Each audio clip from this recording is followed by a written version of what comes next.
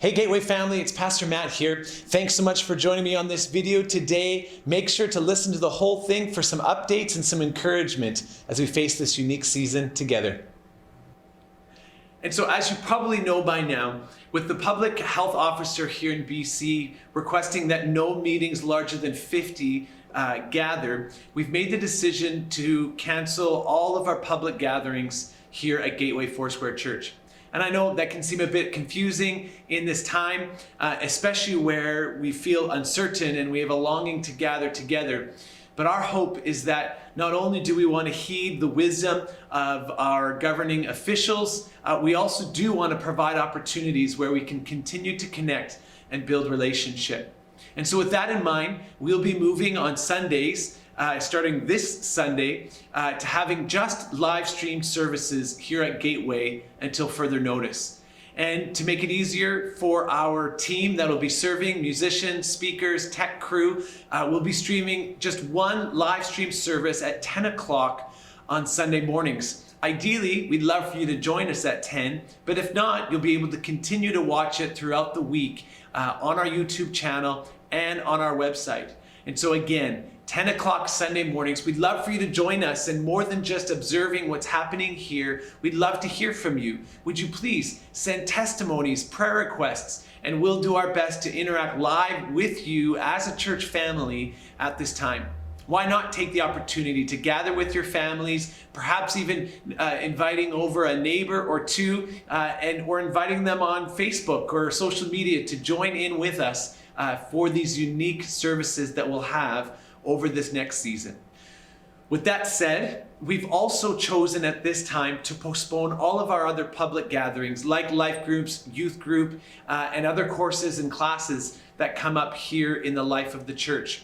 And we'll be doing this until further notice. And so what we're wanting to encourage you to do is, in the meantime, make sure to keep your eyes on our website, gatewayfoursquare.ca, which will have the most up-to-date information that we have available.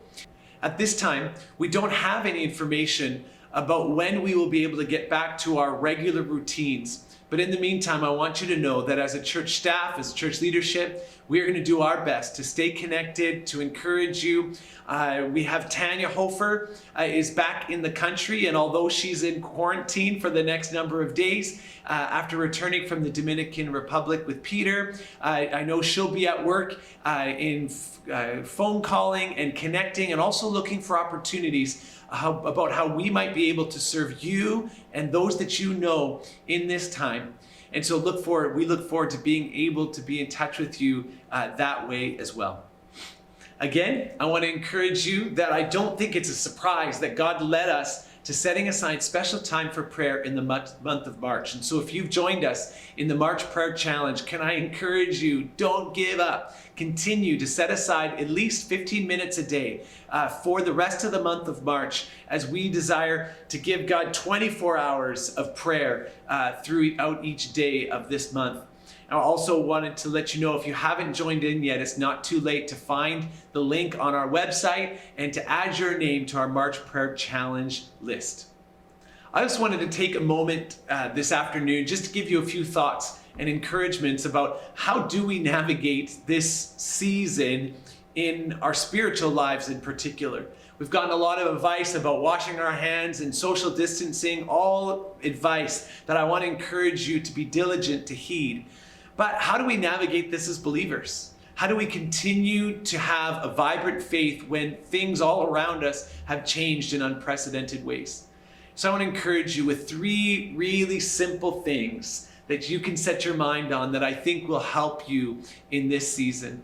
The first one is disciplines. This is a time not to shrink back, but to lean in to those simple practices that build and feed our faith. Things like daily prayer, Bible reading, and worship are ways that we can engage. And so I want to encourage you to rekindle and to put new emphasis on those times. Thankfully, you can do all of these things from home with proper social distancing protocols in place. The scriptures tell us in Matthew chapter 13 about sowing God's word into our heart. And I want to encourage you, now is the time. The enemy would love to use these trials and tribulations to rob your heart of the word. And so it's even more significant in this time that we would sow God's word into our heart, that it might bear fruit. And so I want to encourage you, whether that's re-listening to sermons on our own church website, taking advantage of the plethora of podcasts and resources available to us, let's lean in spiritual disciplines at this time. As well, in addition to that, I want to encourage you to guard the airwaves. And what I mean by that is, in this time, we can have this desire and this habit of consuming heaps of information, media, news, and all these things. And I want to encourage you with some wisdom to guard the airwaves that come into your eyes and into your ears.